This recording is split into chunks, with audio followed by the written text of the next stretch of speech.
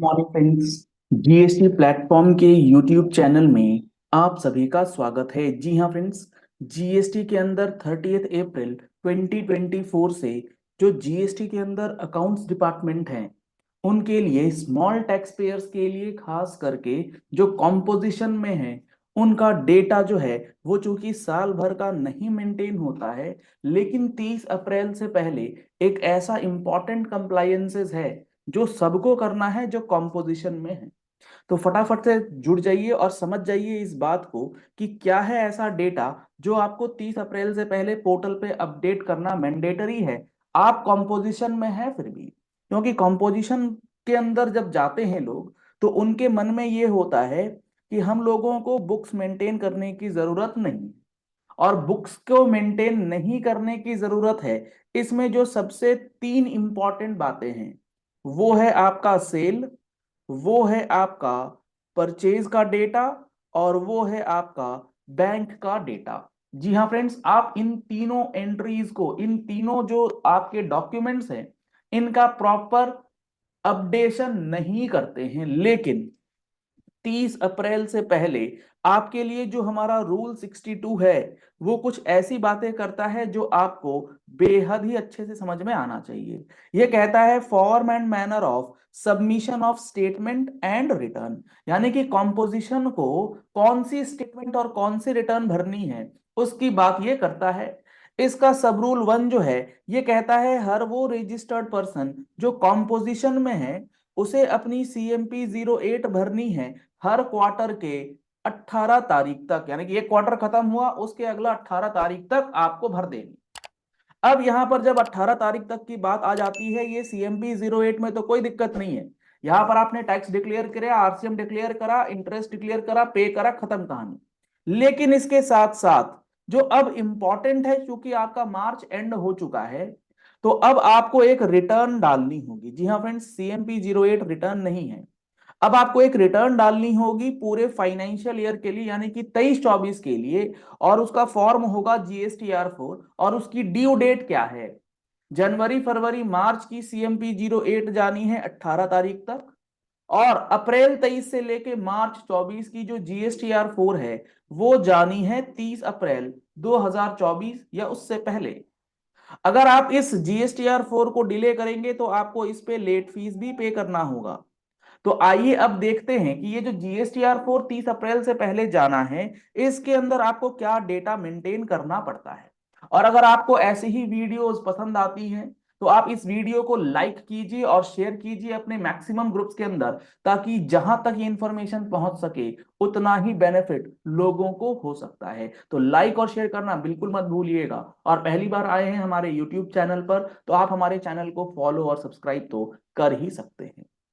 यहां पर अगर आप देखेंगे तो रूल 62 सब रूल 2 क्या कहता है? हर एक वो रजिस्टर्ड पर्सन जो कि स्टेटमेंट फर्निश कर रहा है अपनी लाइबिलिटी को डिक्लेयर करने के साथ वो इंटरेस्ट पे करेगा और वो कैश लेजर के थ्रू कर देगा। Okay, the return furnished under sub rule 1, जो आप रिटर्न भर रहे हैं, रिटर्न कौन सी? GSTR4, जिसकी ड्यू डेट क्या है? 30 अप्रैल 2024 फॉर फाइनेंशियल ईयर 23-24। इसमें आपको क्या डेटा भरना है बहुत ध्यान से सुनिएगा, एक बेहद इंपॉर्टेंट बात आने जा रही है। यहां पर आप देखेंगे तो invoice wise inter state and intra state inward supplies. जी हाँ फ्रेंड्स, आपको invoice level inter state and intra state inward supplies जो आपने रजिस्टर्ड पर्सन से किया है, यानी कि मान लेते हैं आप परचेज कर रहे हैं B2B, तो आपका लोकल परचेज हो या फिर इंटर स्टेट परचेज हो, क्योंकि परचेज तो आप कर ही सकते हैं ना कॉम्पोजिशन में रहते हुए, इंटर स्टेट परचेज में कोई रुकावट नहीं है, इंटर स्टेट सेल करने में रुकावट है। तो आपको लोकल और इंटर स्टेट परचेज जो आप करते हैं B2B के ट्रांजैक्शंस के लिए, इसका इनवॉइस लेवल एंट्री, जी हाँ फ्रेंड्स, उसका invoice number, GST number, taxable value, सारा डेटा जो है वो आपको GSTR4 में फीड करना है। तो आपको इसके लिए बुक्स ऑफ अकाउंट्स जो है तैयार करने हैं। तो आप बीइंग एन अकाउंटेंट, आपको ये जिम्मेदारी दी गई है कि आप बुक्स ऑफ अकाउंट्स जो है वो प्रॉपरली तैयार करेंगे। अगर आपका अनरजिस्टर्ड परचेज है तो उसके लिए भी कहा जा रहा है कि इनवॉइस लेवल एंट्रीज जो है वो मेंटेन करनी है। हालांकि यहां पर एक रिलैक्सेशन आपका ये है कि GSTR 4 के अंदर जो पोर्टल के अंदर टैब्स अवेलेबल हैं वहां पर अनरजिस्टर्ड पर्संस के लिए इनवॉइस लेवल एंट्री नहीं मांग रहा है फिलहाल। कब मांग ले नहीं पता, आप डेटा मेंटेन करके रखेंगे। ठीक है सर, आगे क्या? Consolidated details of outward supplies made. जो आप आउटवर्ड सप्लाईज करते हैं, अब आप कॉम्पोजिशन में हैं तो आप कॉम्पोजिशन में एज अ ट्रेडर भी हो सकते हैं, एज अ मैन्युफैक्चरर भी हो सकते हैं, as a restaurant service provider भी हो सकते हैं, आप अदर सर्विस प्रोवाइडर भी हो सकते हैं, मार्जिनल वैल्यू ऑफ सर्विस अगर आप प्रोवाइड कर रहे हैं, आप प्योरली सर्विसेज प्रोवाइडर। जी हाँ friends, other service providers and pure service providers में जमीन आसमान का फर्क है। सेक्शन 10(1), सेक्शन 10(2) ये बात करता है traders, manufacturers, restaurant service providers and other service providers, जो कि मार्जिनल वैल्यू ऑफ सर्विसेज की आती है। और हमारे पास एक सेक्शन है, सेक्शन 10(2)(a), जो प्योर सर्विस प्रोवाइडर की बात करेगा। इन सारी चीजों को अगर आप डिटेल में समझना चाहते हैं तो आप हमारा GST का फुल कोर्स ज्वाइन कर सकते हैं, जिसके अंदर कॉम्पोजिशन की ऐसी ऐसी बातें आपको बताई गई हैं जो आपको नॉर्मली सुनने को नहीं मिलती हैं। तो अगर आप कोर्सेज को ज्वाइन करना चाहते हैं तो आप इन नंबर्स पे कॉल कर सकते हैं, व्हाट्सएप कर सकते हैं, जिसमें कंप्लीट डिटेल्स जो है वो आपको मिल जाएगी। अब इसके बाद अगर आप अगली बात देखेंगे इसमें, तो आपको और क्या बात समझ में आएगी।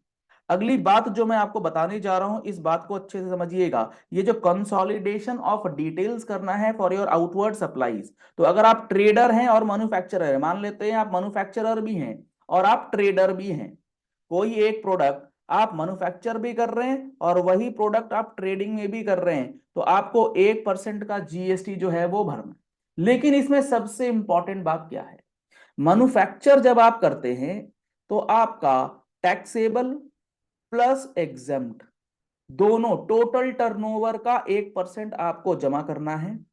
लेकिन अगर आप उसी आइटम को ट्रेड में ले आते हैं, ट्रेडिंग करते हैं, खरीद के बेचते हैं, तो आपको सिर्फ टैक्सेबल टर्नओवर का 1% जमा करना है। तो आपको फिर एज एन अकाउंटेंट आपकी जिम्मेदारी है कि turnover on the basis of trading capacity क्या है and turnover on the capacity of manufacturing क्या है, इसका अलग अलग बाइफरकेशन करें, तभी आपका एक्चुअल टैक्स और सही टैक्स जो है वो निकलेगा। तो ये सारी चीजें करने के लिए आपको अपना बुक्स ऑफ अकाउंट्स जो है वो प्रॉपरली तैयार करना है। अगली बात करते हैं।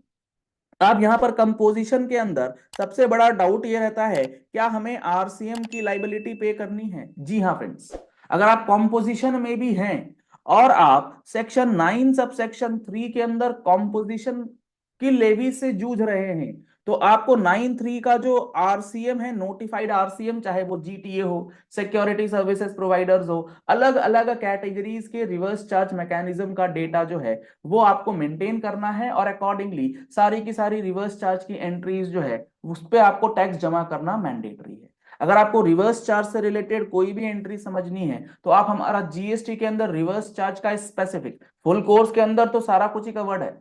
अगर आप स्पेसिफिक RCM की एंट्रीज के बारे में समझना चाहते हैं, एक एक एंट्रीज को डिटेल में समझना चाहते हैं, तो आप उसके लिए हमारा RCM का कोर्स परचेज कर सकते हैं, जिसमें आपको कंप्लीट कवरेज ऑफ RCM दिया गया है। अगर आप पढ़ने में इच्छुक है, RCM के बुक्स ले सकते हैं, उसमें भी सारी डिटेल्स अवेलेबल है। अब इसके बाद सबसे ज्यादा इंपॉर्टेंट और आखिरी बात, एडवांसेस की। जी हाँ फ्रेंड्स, अगर हम लोग एडवांसेस की बात करें तो एडवांसेस के अंदर क्या है, एडवांसेस के अंदर आपको GST का जो कॉम्पोजिशन टैक्स पेयर होता है उसे एडवांस जो रिसीव होता है ऑन गुड्स, नॉर्मल प्रोविजंस तो ये है कि सिर्फ सर्विसेज के केस में अगर आप एडवांस रिसीव करते हैं तो आपको GST ऑन एडवांसेस पे करना है। लेकिन कॉम्पोजिशन टैक्स पेयर जो है उनके लिए जो प्रोविजन है, अगर आपने हमारे फुल कोर्स को ध्यान से सुना है ना, तो ये छोटी छोटी और बारीक वाली बातें आपको पता लगेंगी, हवाबाजी नहीं। हवाबाजी बहुत जगह आपको मिल जाएगी, अगर आपको डिटेल में समझना है तो आप जेन्युइनली समझिए। कॉम्पोजिशन टैक्स पेयर के लिए जो आपका प्रोविजन है, अगर आप टाइम ऑफ सप्लाई की बात करें तो वहां पर एडवांस ऑन गुड्स के लिए कॉम्पोजिशन को रिलैक्सेशन नहीं है। अगर आपने बैलेंस शीट डेट पे एडवांस दिखा रखा है फॉर गुड्स, तो आपको उन एडवांसेस के ऊपर जीएसटी भरना मैंडेटरी है। तो बैलेंस शीट में एडवांस ना आए, ये भी देखना एज एन अकाउंटेंट आपकी सबसे बड़ी जिम्मेदारी है। तो अब आपको हो सकता है ये बातें समझ में आ गई होंगी और लग रहा होगा कि कैसे होगा, नहीं होगा, सारी चीजें हो जाएंगी। एक बार तसल्ली से बुक्स अकाउंट्स जो है वो मेंटेन करके तो देखिए। चलिए इस वीडियो को यही एंड करते हैं। आशा करते होंगे कि आपको जो मैं बात बताना चाह रहा हूं आपने समझ लिया होगा। अगर आपको ये वीडियो पसंद आई तो इस वीडियो को लाइक और शेयर करके मैक्सिमम लोगों तक पहुंचाने की जिम्मेदारी अब आप लोगों की है। फुल कोर्स ज्वाइन करना चाहते हैं तो मैंने आपको बता ही दिया है, इसके अंदर मैंने आपको ट्रेलर दिखाया है कॉम्पोजिशन का। आपको एक एक टॉपिक से रिलेटेड इसी तरीके का एनालिसिस जो है इस कोर्स के अंदर मिलेगा, जिसमें 180 घंटे से ज्यादा की क्लासेस अवेलेबल कराई गई है। Thank you and have a nice day.